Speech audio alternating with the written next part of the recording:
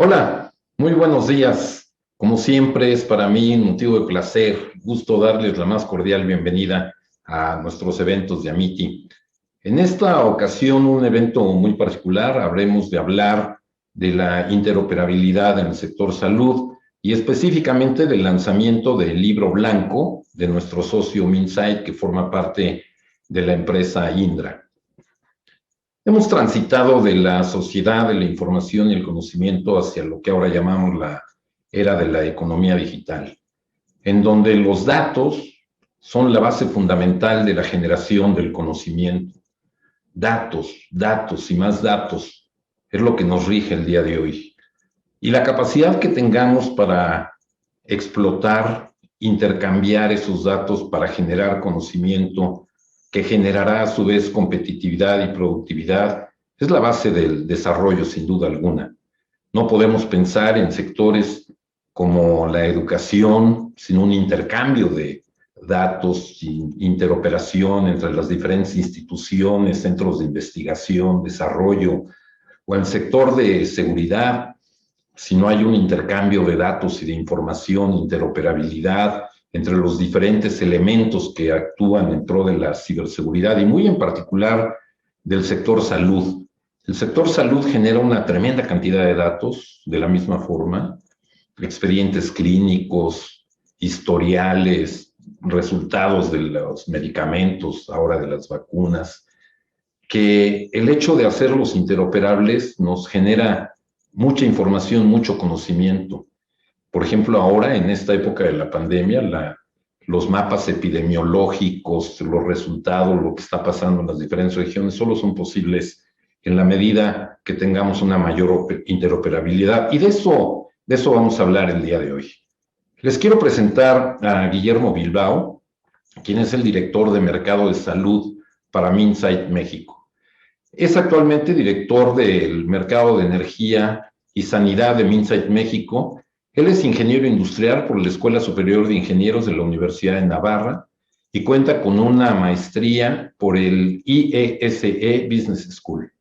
Tiene más de 15 años de experiencia en el liderazgo de proyectos estratégicos, finanzas corporativas y análisis de inversión. Guillermo fungió como director general de PEA Consulting en México, dirigiendo los proyectos más importantes de clientes en la industria de energía en México.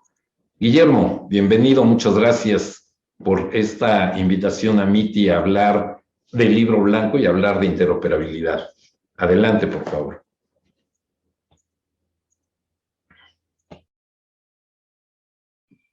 Muchas gracias, Javier, y un honor la invitación, la presentación individual, y felicidades por la presentación sobre los datos, datos y más datos. Me ha encantado porque de eso va un poquito el día de hoy. Me va a permitir proyectar una presentación, con su permiso, y vamos a ver de qué va todo esto, ¿no? Así. Pues efectivamente, ¿no? La interoperabilidad es clave para una salud digital. Y los datos, como bien dice nuestro amigo Javier. El libro blanco al final es un esfuerzo de muchas personas. Un segundito que consiga yo. El libro blanco es un esfuerzo de muchas personas, un esfuerzo altruista de Indra, ¿no? por potenciar la interoperabilidad en América Latina, ¿de acuerdo? Es un libro que tiene vocación de generar un impacto y generar un impacto tanto en sociedad como en administración pública, con vistas a mostrar cómo estamos hoy en interoperabilidad en varios países de Latinoamérica, ¿de acuerdo? Y explicar un poquito más allá qué es esto de la interoperabilidad, ¿no? Yo haré un poquito de spoiler del libro, ¿no? Para invitarles a bajarlo. El libro es gratuito y lo pueden encontrar en nuestra web. Y sobre todo también pues provocar un poquito a lo que luego va a ser un fantástico debate, ¿no? El libro tiene estos apartados, ¿no? Hacia una salud conectada, experiencias y casos de uso, situación actual en Latinoamérica, el estudio de la interoperabilidad, las conclusiones del estudio y una visión y el futuro de los sistemas interoperables, así como un pequeño apartado sobre el impacto del COVID, ¿no? Que creo que en algo también puede haber ayudado a acelerarlo, ¿no? Quiero decir que es un trabajo de varios meses y interanual, ¿no? Que se ha hecho durante 2019 y 2020, que se ha hecho en 2 oleadas de entrevistas con 90 expertos regionales. Hay varios expertos y en el libro verán, y posiblemente para este foro tan experto que tenemos hoy, muchos conocidos de ustedes, ¿no? Tanto en México como en los demás países. Que ha habido 15 personas de Indra dedicadas al proyecto y que hay una amplia revisión bibliográfica y que todo lo que hemos hecho está hecho con estándares que no los hemos creado nosotros, ¿no? Sino que en la mayoría de los casos, o en todos los casos, son estándares internacionales, ¿no? El estudio está hecho en 8 países, los cuales obviamente México es uno de ellos, ¿de acuerdo? Argentina, Bolivia, Brasil, Chile, Colombia, México, Perú y Uruguay. Y no pretende ser una comparativa, pero lógicamente se pueden extraer ciertas conclusiones comparativas, si bien no es el fin último del libro, ¿no? Cuando hablamos de interoperabilidad, y para este foro que tenemos hoy, que es experto en tecnologías de la información, va a ser mucho más profundo, ¿no? Pero hay unas primeras definiciones básicas de qué es interoperabilidad y no es lo mismo para los ciudadanos, no es lo mismo para los profesionales de la salud y no es lo mismo para las organizaciones y administraciones públicas. Lo mismo que estoy seguro que la interoperabilidad para todos ustedes, ¿no? Como expertos y como profesionales de las tecnologías de la información, lo van a ver de un modo diferente y probablemente más profundo, ¿no? Para un ciudadano lo que quiere es que sus datos de salud, y aquí hay que remarcar mucho, y en la parte jurídica, y luego seguro que en el debate va a salir esta cuestión, son sus datos, ¿de acuerdo? Y quiere que, pues, tener acceso y que ese acceso pues, pueda ser de forma segura, que pueda ser independiente del lugar en el que se encuentra y del punto de atención al que acuda. ¿De acuerdo? Un ciudadano le gustaría que de un modo seguro los datos de su consulta en un hospital privado luego los tenga disponibles un hospital público si tuviera que tener acceso a ellos, ¿no? El profesional de la salud lo que quiere es tener una visión completa de la historia del paciente, independientemente de dónde haya generado esa historia. ¿De acuerdo? Porque así facilita planes de prevención, facilita diagnósticos y facilita tratamientos. Y las organizaciones ven en la interoperabilidad ver información desagregada, pero añadiría también de información agregada. La cantidad de conclusiones que las administraciones, los gestores de organizaciones pueden tener de tener agregación de información bien gestionada y bien tratada para poder hacer transformación y política pública es una gran oportunidad para estas organizaciones. Y para los técnicos de información, para los tecnólogos que estamos aquí hoy, ¿no? Pues hay muchas más cosas detrás de esas ambiciones, tanto ciudadanos como de profesionales de la salud, como administraciones públicas. Hay muchos temas que tratar. Está la selección de estándares y vamos a hablar ahora mismo de ellas. Está la coexistencia de sistemas informáticos y eso es algo que en México en particular nos ha ocurrido mucho en materia de interoperabilidad. Ustedes sabrán que hay administraciones estatales o administraciones privadas que han avanzado más que otras en tema de interoperabilidad y que ya tienen algunos sistemas con ciertas capacidades de interoperabilidad. ¿De acuerdo? Los costos de implementación. Yo cuando empecé en este mundo de la interoperabilidad en salud allá por pues, principios de la década pasada, se ponía como ejemplo el sistema de UK, ¿no? El NHS. El NHS gastó en su primera oleada de sistemas de interoperabilidad una cantidad ingente de dinero que que hoy se puede hacer de manera más eficiente, pero que tiene que haber una apuesta decidida a hacerlo, ¿no? Intereses contrarios a la implementación. Cuando presenté esa diapositiva en la que decía lo que querían los pacientes, lo que querían los profesionales de la salud y lo que querían las administraciones públicas, alguien podría pensar, ¿cómo puede haber alguien que no quiera esto, no? Pues sí hay intereses, ¿no? Y los veremos, pero hay intereses contrarios a una implementación de una interoperabilidad universal, ¿no? La seguridad y privacidad del dato, antes les decía, le decía, ¿no? El paciente son sus datos, ¿no? En la administración Obama y en el Obama Healthcare, en el Obamacare, uno de los temas principales que se debatía era este. La posesión del dato, el dueño del dato es el paciente, y la privacidad y la seguridad del dato es parte muy importante y muy relevante, ¿no? Y hay un tema de preparación del personal.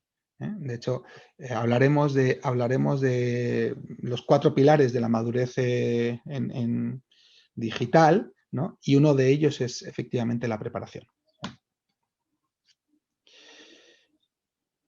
Esa es la parte, vamos a ver, la parte upside es todos los beneficios, ¿no? La relación con el paciente, la telemedicina remota. Imagínense ahora mismo, ¿no? En lo que nos ha enseñado la pandemia, lo importante que puede ser la atención en telemedicina en muchas de las cuestiones médicas que tenemos, ¿no? Que no necesariamente necesitas ir a una unidad médica, ¿no? La monitorización remota, los wearables, y todo lo que los wearables hace en la fase de prevención y en el value-based healthcare que tan de moda está, ¿no? Relacionado con eso, probablemente la medicina preventiva, robotización, el data mining, inteligencia artificial, sobre todo cuando hablaba de esas grandes toma de decisiones a nivel integrado, ¿no?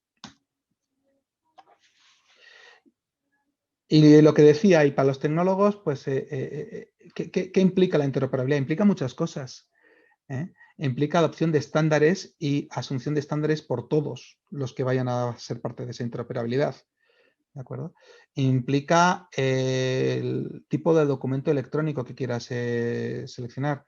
Implica temas semánticos y temas sintácticos en lenguajes y en modo de transmitir la información. ¿De acuerdo?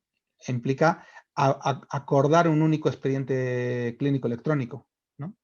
Implica la adopción de firmas electrónicas de manera segura.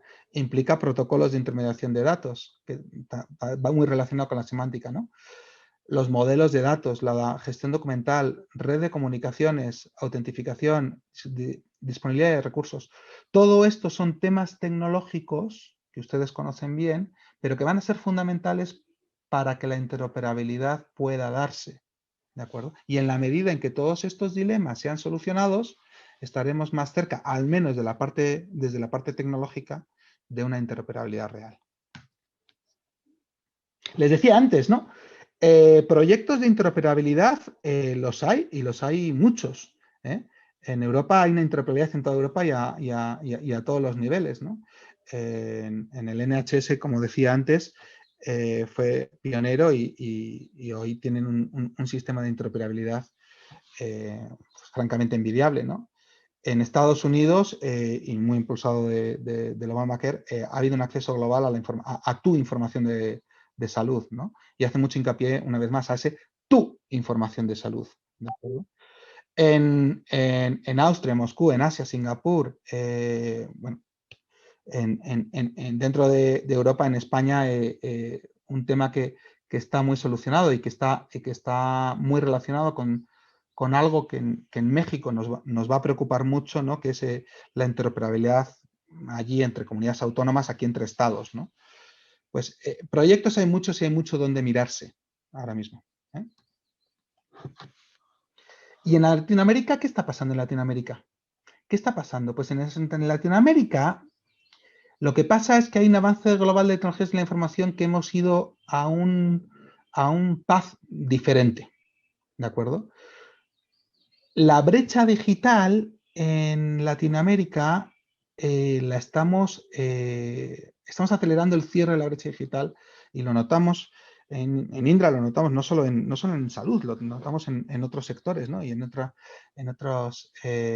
ámbitos, ¿no? La estamos cerrando mucho durante la década pasada, ¿de acuerdo? Pues desde los 80, 90, 2000, ha habido una brecha digital ahí ponemos ilustrativamente, Unión Europea y Estados Unidos, pero podríamos poner otros, ¿no? Y en Latinoamérica estamos cerrándolo, ¿no? Y estamos viendo que esa inteligencia clínica, ese soporte de decisiones, que la madurez digital en sus cuatro pilares, ¿no? de entorno, de preparación, de uso y adopción y de impacto a la economía, lo estamos cerrando en los últimos años, ¿no? Lo cual lleva a ser pues, algo esperanzador en que esa adopción de tecnologías pues nos lleve a esa portabilidad, a esa interoperabilidad. Y así estamos a día de hoy en Latinoamérica, ¿no?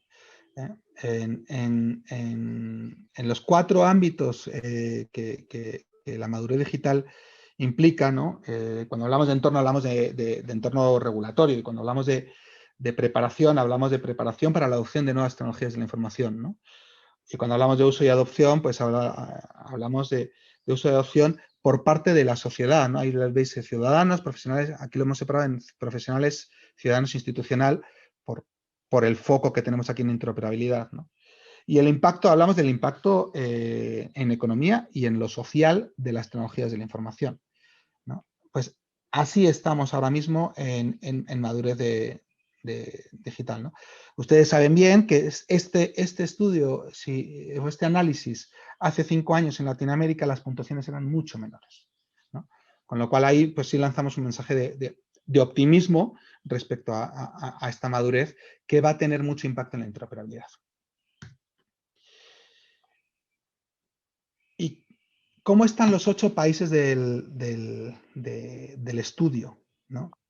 Pues ahí vemos que pues en general Argentina y Uruguay han sido países más benchmark dentro de Latinoamérica, ¿de acuerdo?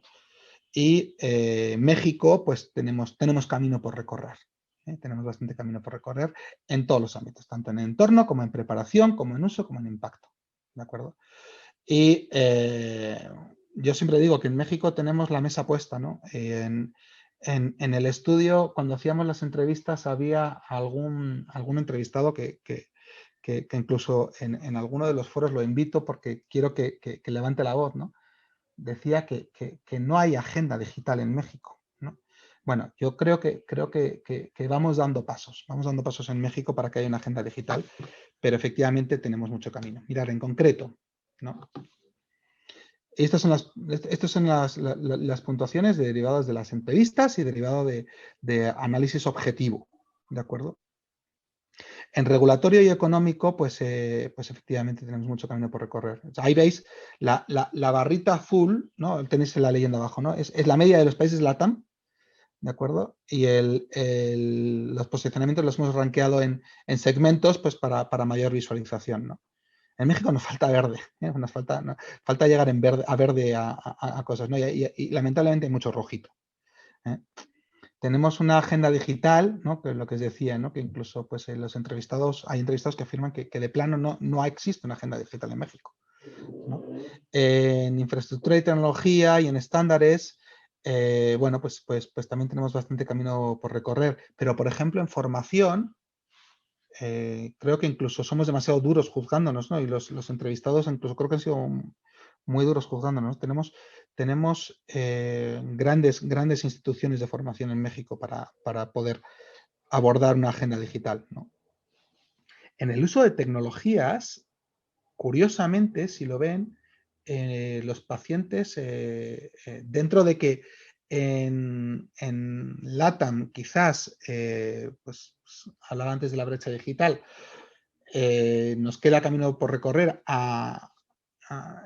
en la sociedad, en el uso de tecnologías, ¿no?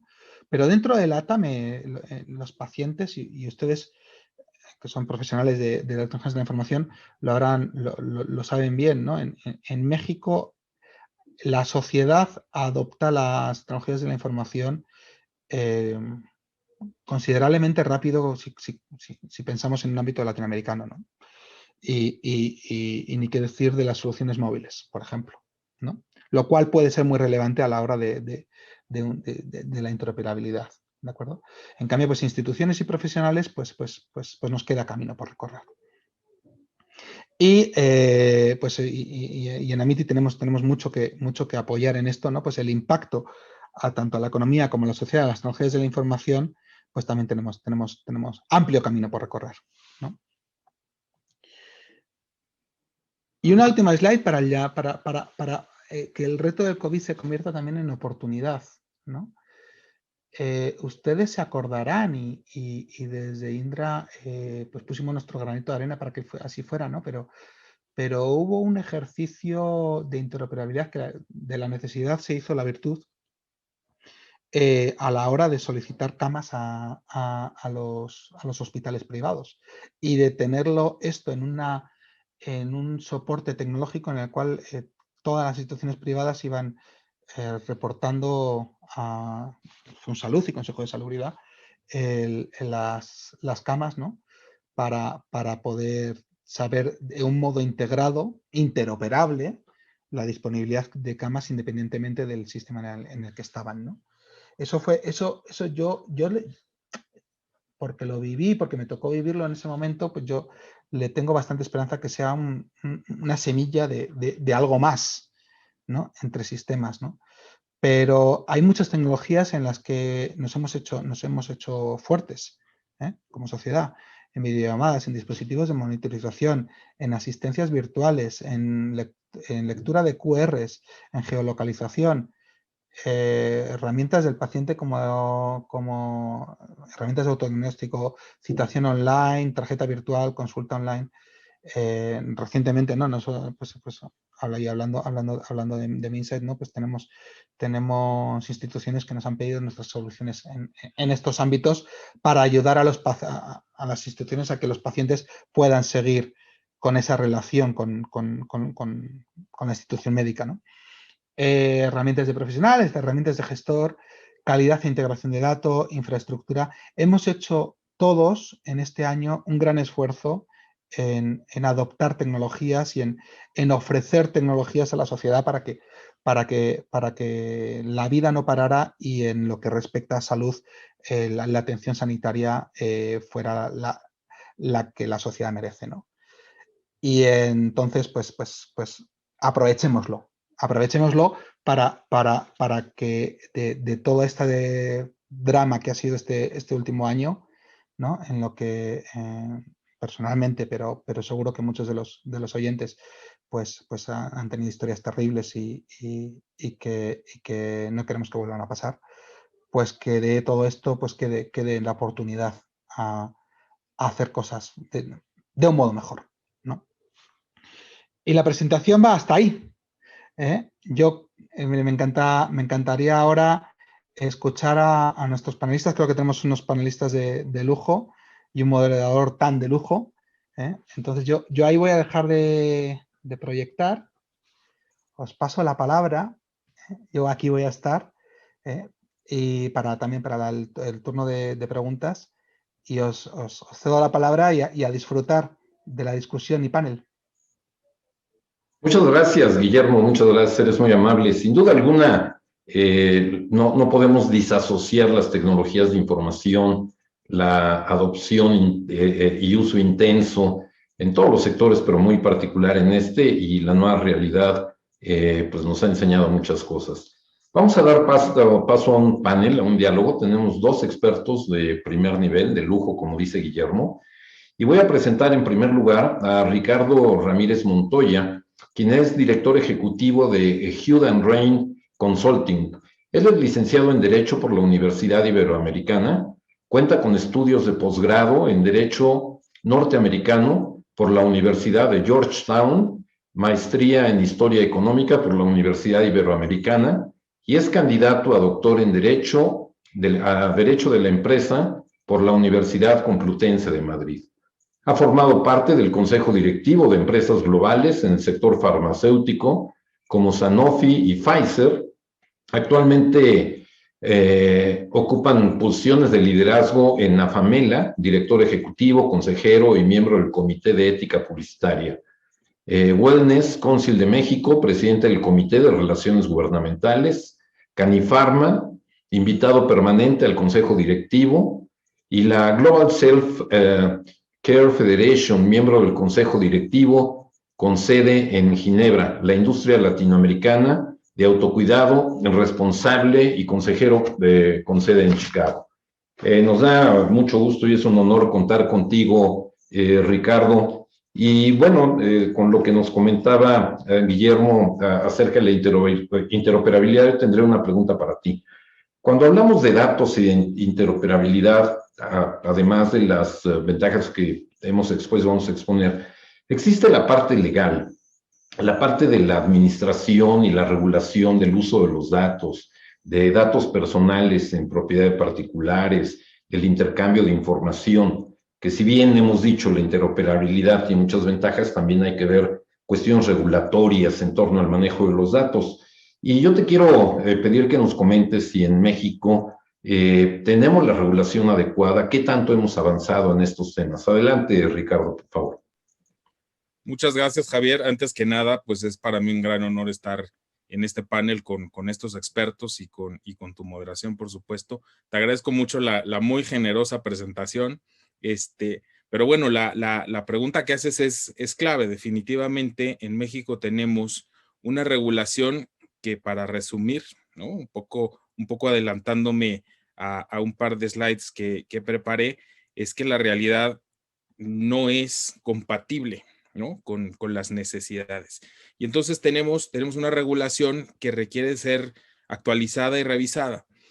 Esto se ha intentado en diferentes momentos, porque todos sabemos que en términos de salud digital, tenemos tres propósitos que creo que son los más importantes.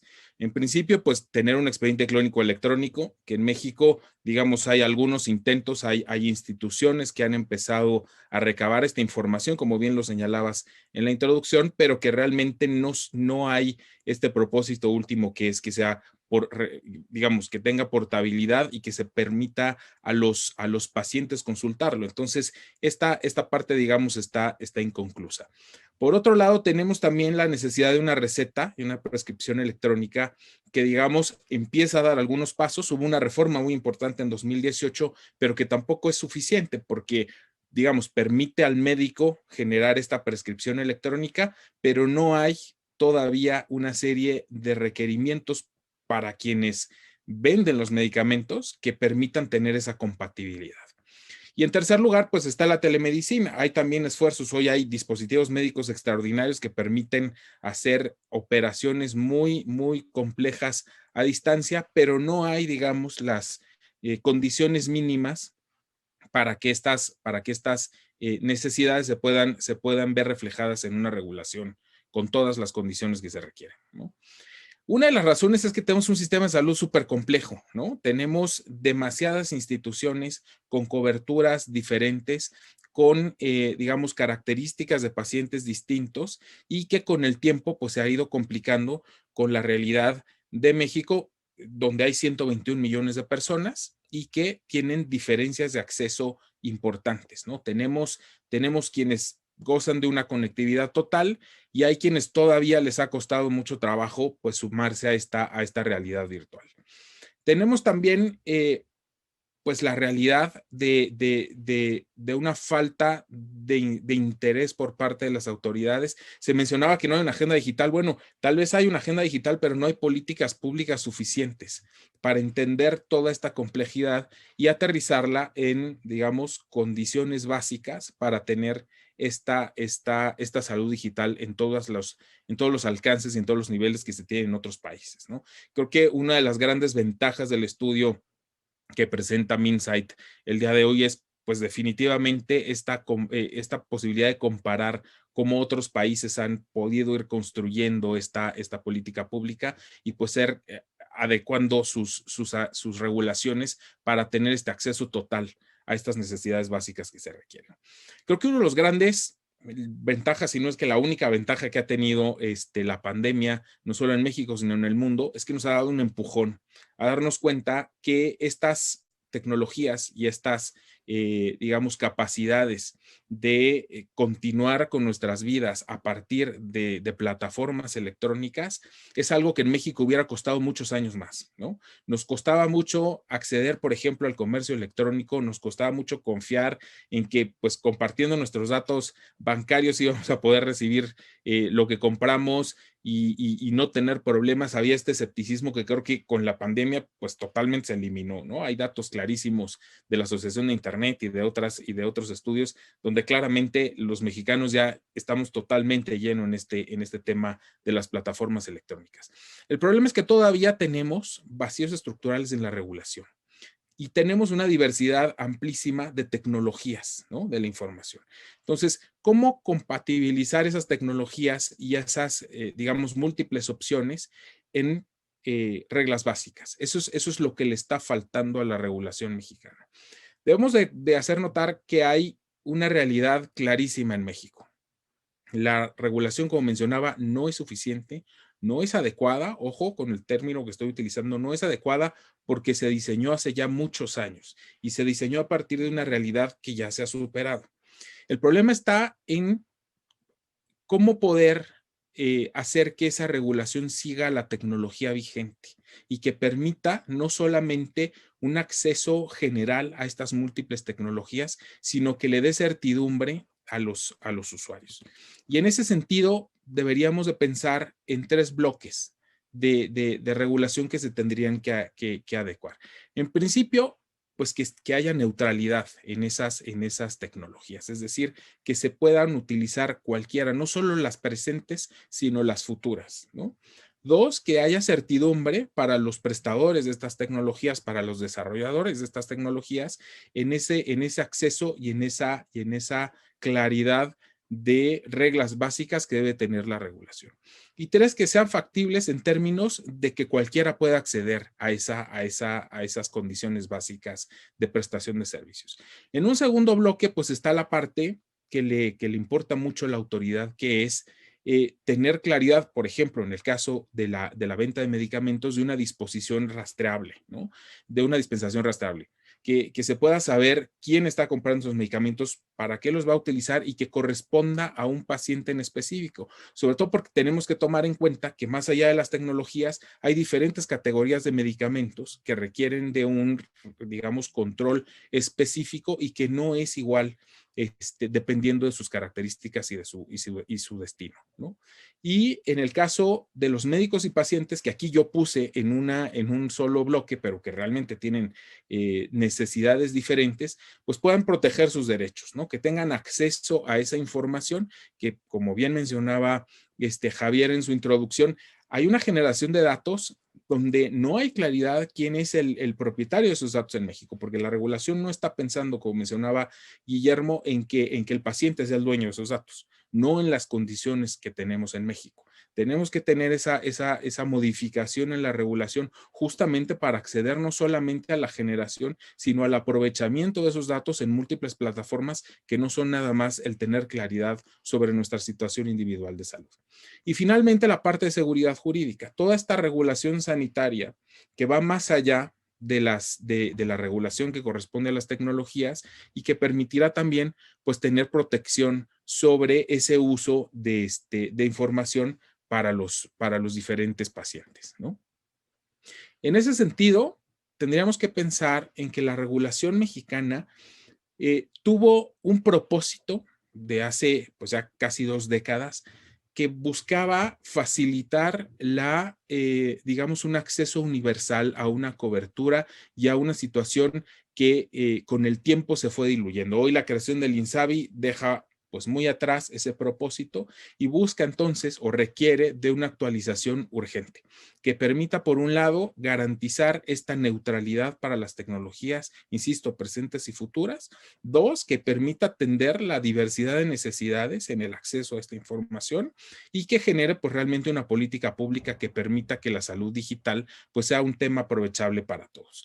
Al final, la seguridad para médicos y pacientes también es importante y que está no solo en el bloque, digamos, que regularía las tecnologías, sino más bien en la parte sanitaria. Y finalmente, pues esta factibilidad de verificación y de preservación de competencias sanitarias que tiene la autoridad en esa otro bloque de regulación que es el sanitario. Yo quisiera dejar hasta aquí esta participación justamente para que pueda haber un diálogo y un intercambio de puntos de vista, pero lo que sí quisiera reducir es, hoy hay múltiples visiones, ¿no? De cómo resolver o de cómo actualizar esta regulación. Yo creo que lo más importante es tomar esta diversidad de necesidades, tener la claridad de que no es solamente actualizar una norma como sería la 024, que insisto, se diseñó en una situación particular y para condiciones particulares que hoy ya son obsoletas. Y tres, que se abra a un diagnóstico certero de cuáles son las disposiciones que hay que modificar. Porque esos tres propósitos que vimos son, digamos, los más importantes, pero no son los únicos, considerando los nuevos emprendimientos y las nuevas tecnologías que deben de estar cubiertos por esta política pública y por esta regulación específica para tener una salud digital total y, digamos, compatible con lo que hay en otros países. Gracias, entonces. Muchas gracias, Ricardo. Bueno, sin duda alguna, y a nosotros en AMITI, como organización que representamos a la industria, pues nos toca el acercamiento con el gobierno para promover estas iniciativas, tanto en el legislativo como en la parte reglamentaria, porque sin duda alguna la política pública es fundamental para el desarrollo de este tipo de temas. Antes de dar paso a nuestro siguiente panelista, les quiero comentar que esta sesión está siendo grabada y será publicada en nuestra red de YouTube. Por ahí en el chat tienen la dirección exacta. Y también pedirles que si tienen preguntas las vayan poniendo en el chat. Al final de las intervenciones tendremos unos minutos para dar respuesta a las preguntas que ustedes vayan formulando a través del chat. Bueno, quiero presentar a ustedes ahora a Juan Manuel Martínez Pérez, quien es el director global de operaciones y director de producto para el área de sanidad dentro de Minsight, que como mencioné en un principio es parte de la empresa Indra. Juan Manuel es licenciado en Ciencias Físicas, en especialidad en electrónica, con un diplomado en alta dirección profesional, con más de 30 años de experiencia, en los cuales durante los últimos 15 años ha trabajado en el ámbito de sistemas para la salud. Previamente estuvo trabajando en el área de sistemas de tiempo real, con foco en sistemas de control de energía. Juan Manuel, yo quisiera preguntarte, ¿tiene sentido pensar en proyectos de interoperabilidad como cimiento necesario para la atención digital del paciente y para la impartición digital de salud? Adelante, por favor, Juan Manuel, nos honramos con tu presencia. Muchísimas gracias, Javier, y muchísimas gracias a todos los asistentes a este magnífico panel que disfrutamos hoy. Pues efectivamente, yo creo que digamos, sí que se puede, de manera resumida, y ahora extendemos un poco el desarrollo, sí que se puede pensar que la interoperabilidad hoy día, y así lo están viendo la mayor parte de los países, hace ya algunos años, como mencionaba Guillermo en la presentación inicial y se refleja en el propio libro blanco, digamos, sí que es la base de una nueva forma de prestación de la salud, ¿vale? ¿Qué quiere decir esta nueva forma de prestación de servicios de la salud? Y también ligado con este tema que mencionaba Ricardo de la normativa, ¿no? O sea, hay dos, digamos, casi tres problemas, ¿no? O sea, los pacientes demandan una nueva forma que tenemos que modular o modelar en términos legales y que tenemos que modelar también en términos de tecnología. Y claro, ¿cuál es el problema? Desde el punto de vista legal, hemos venido legislando, como bien presentaba Ricardo, de una manera parcial. Pues efectivamente, en México, por ejemplo, existe la NOM 24, la norma 024, que, digamos, viene a regular la forma en que hay que hacer los registros médicos o los registros de salud. ¿Pero qué ocurre? Digamos, está muy orientada en general, y esto ocurre en la mayor parte de los países, no solo en México, porque nosotros que trabajamos en muchos de ellos, pues nos lo encontramos prácticamente en todos, se tiende a regular, digamos, la forma, los flujos de información, pero no se tiende a regular los servicios que se prestan, ¿vale? Y por otra parte, ¿qué tenemos? Tenemos los pacientes que están, por una parte, obviamente preocupados por la confidencialidad, el manejo de sus datos, la explotación a través de tecnología Big Data, pero sobre todo que están preocupados por servicios, ¿vale? Entonces, necesitamos también que en el ámbito regulatorio se regulen servicios. ¿Qué servicios se prestan en los determinados actores y qué roles intervienen en el flujo completo de atención al paciente? Y eso, obviamente, no es que exista porque los reguladores en los distintos países no terminan de verlo claro. Es que es una cosa difícil de regular, porque ahí entra también, digamos, la continua evolución de la tecnología. Es difícil, muy difícil hoy día, y no solo para el campo de la salud, regular al ritmo que las tecnologías van evolucionando. Y como decía también Guillermo, pues México aparecía como un gran, digamos, captador de interés de las nuevas tecnologías, ¿no? O sea, los ciudadanos están deseosos de utilizar la nueva tecnología y van a demandar nuevos servicios, ¿no? O sea que en este sentido, digamos, es donde yo personalmente, respondiendo a tu pregunta, Javier, veo que efectivamente la forma de prestar la atención tiene que cambiar. Tiene que cambiar porque el paciente demanda ese cambio, quiere nuevos servicios más rápidos, nuevos servicios que le acompañen en su día a día, que no estén centrados solo en la consulta o en el encuentro médico-paciente, sino que lo acompañen cuando están en un restaurante y un diabético quiere tener recomendaciones, quiere medirse el azúcar, si el azúcar lo tiene mal, quiere que automáticamente salte una alarma a su médico que le está siguiendo su proceso de salud. O sea, hay un cambio completo en la forma de prestar el servicio, ¿correcto? Entonces, esa forma de prestar el servicio ya no se puede abordar, digamos, con herramientas departamentales, como hemos venido utilizando, con un sistema de información hospitalario que igual resuelve magníficamente el registro clínico en ámbito hospitalario, pero que no considera un proceso completo de atención clínica a un crónico, porque ese registro de atención mezcla no solo la atención especializada en el hospital, sino también un seguimiento continuo de ese paciente crónico en su casa, o porque mezcla un conjunto de prácticas de rehabilitación, por ejemplo, y tampoco normalmente hasta ahora se ha venido teniendo en cuenta la gran cantidad de información que a día de hoy también generan los propios pacientes. Porque ya la atención en salud no es solo una atención reactiva. O sea, no solo queremos curar al paciente cuando tiene un problema en el hospital y registrar su historia clínica, porque eso lo tenemos bien regulado y en términos generales lo tenemos bien resuelto. Queremos que el paciente, efectivamente, como decía Guillermo, introduzca más información al sistema y esa información le sirva también a los médicos en su proceso asistencial. Queremos que quien hace práctica deportiva sepamos que hace esa práctica deportiva. Queremos que el que fuma, queremos saber si fuma o no fuma y nos lo tiene que informar el propio paciente. No queremos preguntarle al paciente 4 veces, dependiendo del hospital por el que pasa o el centro de atención por el que pasa, cuál es su situación actual, porque probablemente fumaba hace 3 años y se quedó registrado en su historia clínica cuando pasó por un hospital, pero quizá 4 años después no fuma.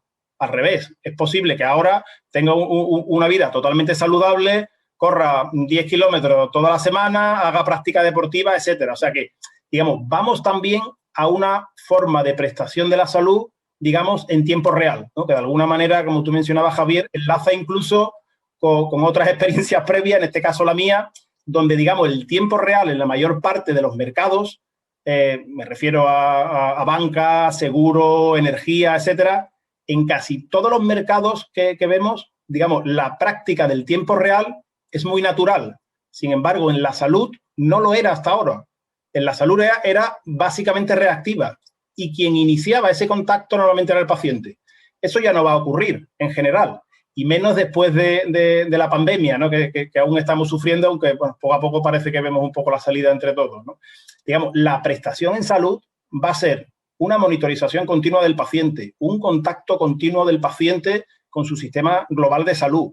Ese sistema global de salud no va a ser un solo hospital, van a ser varios hospitales, un centro de atención primaria, un centro de rehabilitación, distintas pruebas funcionales o diagnósticas que el paciente lleve a cabo en distintos centros. Entonces, todo eso en general, responde un poco a la pregunta que tú hacías, Javier. Es imposible, desde nuestro punto de vista, hacerlo si no tenemos un modelo común y una solución tecnológica común que integre toda esa información.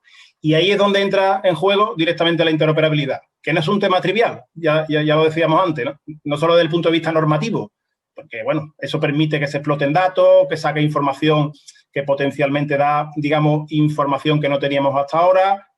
Y también desde el punto de vista tecnológico hay cierta complejidad. Son datos muy complejos, se modelan de distintas maneras, hay estándares distintos. Ya lo mencionaba también Guillermo en una de las transparencias que mostraba. O sea, es un problema complejo, pero en resumen, nosotros creemos desde Minsait que es totalmente necesario, digamos, que en general todos los sistemas de salud, no digo yo todos los países, porque los países son muy complejos y se organizan en distintas áreas, grupos, geografías, etcétera, estados, comunidades. En general, casi todo el mundo va a necesitar sistemas, digamos, interoperables que además sean capaces de interoperar con otros, diría yo en resumen. Muy bien, Juan Manuel, pues sin duda alguna muy interesante. Y mira, esto me da pie al siguiente comentario, a quien quiera de los tres, ya sea Ricardo, Guillermo o Juan Manuel, contestarlo. Y tiene que ver con las barreras. ¿Cuáles son las principales barreras que encontramos para poder implementar proyectos de interoperabilidad desde el punto de vista de la industria de salud, la industria de tecnologías de información o la parte regulatoria del gobierno? ¿Quién la toma? Un par de minutos. Nos estamos acercando al final. ¿Quién dijo yo? Si os parece, yo mismo respondo y doy paso también a continuación al resto de compañeros panelistas. Digamos, las barreras no son muy diferentes a cualquier otro mercado vertical o sector productivo, como mencionábamos antes, en esta aproximación también que yo mencionaba del tiempo real. Siempre que hay una transformación existen barreras. Hay intereses, y ya no solo intereses, sino incluso muchas veces incapacidades. Hay fabricantes que les cuesta, digamos, evolucionar su producto hacia estos nuevos paradigmas, adoptar nuevas tecnologías, porque ya decimos que cambian con velocidad, adoptar nuevos estándares que también continuamente están saliendo y nuevas certificaciones. En el fondo requiere una inversión. Entonces, es verdad que hay cierta reticencia, hay ciertas dificultades, hay seguramente algunos stakeholders que al final, digamos, luchan contra que esta revolución, de alguna manera, podemos llamar, ocurra, pero en nuestra opinión no es nada distinto de lo que ha ocurrido en un mercado de energía, en un mercado de banca, en un mercado de seguros. O sea, en general estamos viendo que la transformación digital, en general, afecta a todos los modelos de todos los sectores verticales, industria, y en general encontramos las mismas dificultades. Pero bueno, es algo que igual que ha sido irremediable en banca y aparecen nuevos players que ni siquiera son bancos, sino que simulan ser bancos, pero no tienen un banco por detrás y son una mera aplicación, necesariamente va a ocurrir en el resto de sectores. Pero yo diría, como resumen, Javier, y doy paso a los compañeros, no es más difícil que en otros sectores. Lo que ocurre es que estamos empezando quizá más tarde. Muy bien, Guillermo, Ricardo, ¿quién tiene alguna opinión adicional? Estás en mute, Guillermo. En el estudio hablamos de 6 barreras, ¿no? Que las mencionaba antes, ¿no? La de selección de estándares, coexistencia de sistemas y estaba también el de costos, la seguridad del dato, preparación de personal, pero hay una barrera que además aprovecho para responder una pregunta que he visto en el chat, ¿no? Los intereses contrarios a la implementación, ¿no? Y no es que, hablando en México en concreto, no es que haya un tema de intereses, perdón, creo que mi hijo está probando sus cuerdas vocales. Muy bien, muy bien. La nueva realidad, señores. Así es, así es. Aquí hay un tema en México que se ha dado, que varias instituciones han avanzado por su cuenta y ahora el esperar a las que no han avanzado, pues tienen cierta reticencia, ¿no? Eso por un lado. Por otro lado, al final, yo no creo que haya un interés maquiavélico de no hacer una portabilidad. El problema es que requiere de una agenda muy ambiciosa.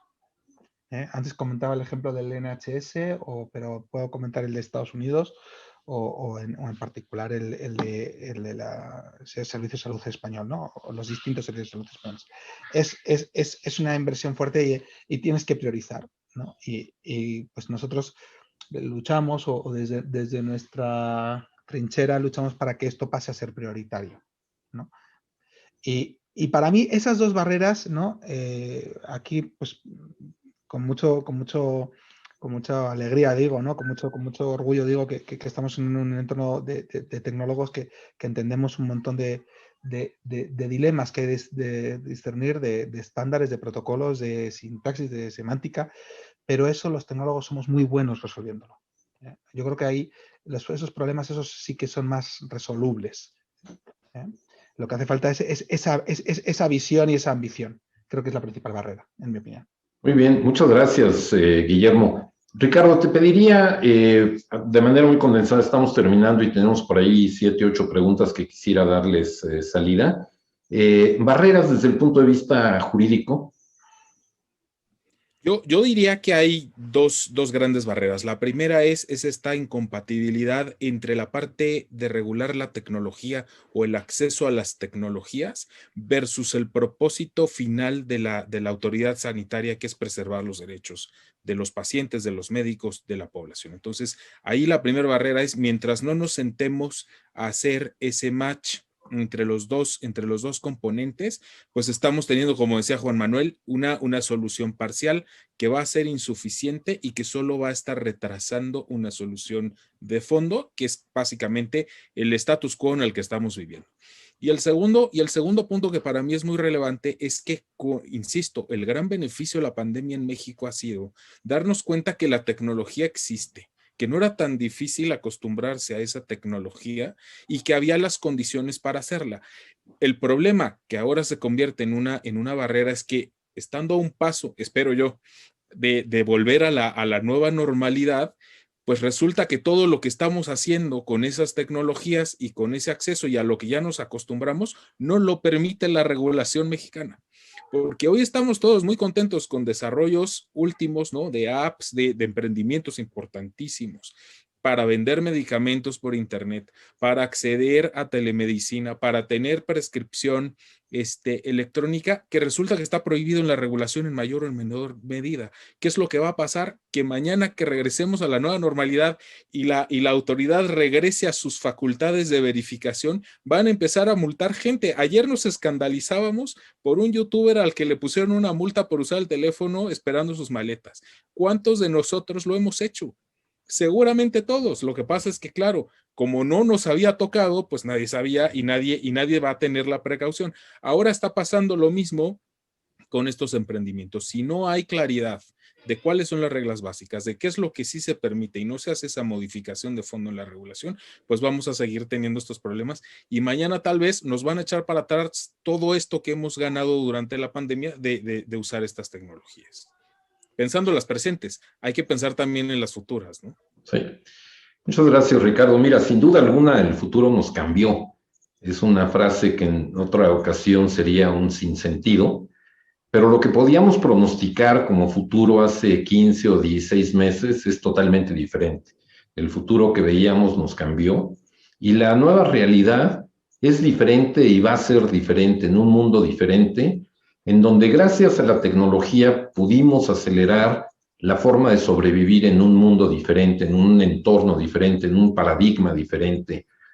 No podríamos haber pensado hace 5 o 6 años en este tipo de eventos sin la tecnología adecuada de plataformas, de sistemas de comunicación y muchísimas otras cosas como las que aquí se han mencionado. Y sin duda alguna, pues los que somos responsables del desarrollo, de la implementación, de la adopción de tecnología, tenemos un gran reto por delante, que es ver de qué manera la industria de tecnologías de información puede ayudar a que los sectores productivos, el sector académico y fundamentalmente el gobierno sean cada día más eficientes y más productivos a través del uso intenso de todas las nuevas tecnologías que vemos surgir día con día.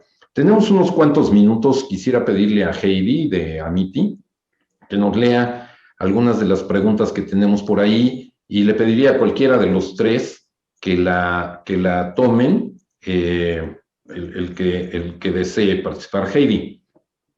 Gracias. Eduardo Nava pregunta si no se supone que el paciente, independientemente si se trata de instituciones de salud públicas o privadas, es dueño de su información.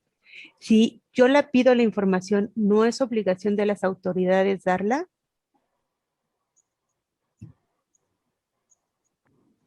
¿Quién la toma? Esa creo que es para Ricardo. Bueno, gracias.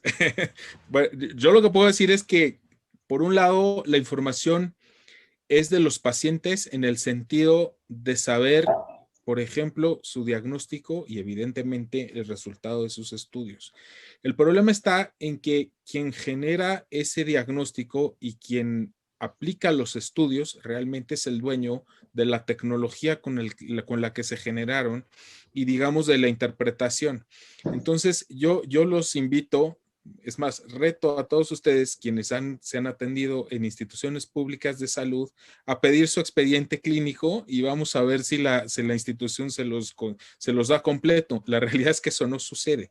Y la razón es porque la regulación mexicana no considera al paciente, no pensó en el paciente como titular de esa información cuando se desarrolló la regulación. Entonces, digamos, la respuesta rápida es: puede ser que sea el dueño de la información, pero no va a tener esa disponibilidad de utilizarla y de llevarla donde quiera, porque la regulación no está diseñada con ese propósito.